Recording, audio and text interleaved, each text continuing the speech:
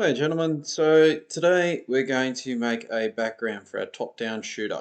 So you'll see that I'm in Photoshop, and what I'm going to do is I'm going to create a new file. So new file, and what we're going to do is we're going to make it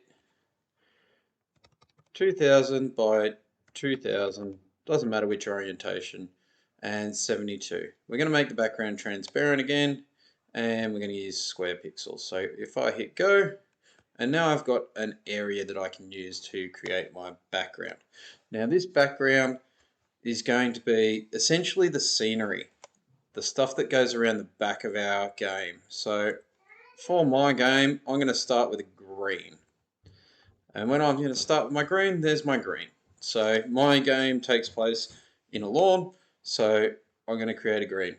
Now what I want to do is I'm going to create some cool effects. So to make some cool effects, I might use the pattern stamp tool, or I can just draw some stuff and do it that way.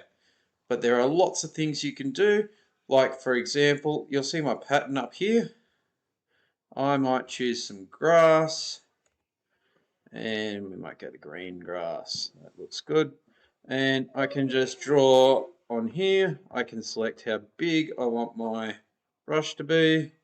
Might make my brush a little bit bigger. And you can see that I'm painting some grass on my background. So what I want you to do is I want you to create your own background.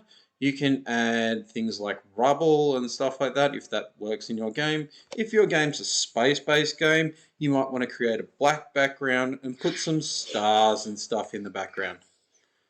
Have a lovely day, boys. I'll see you next week.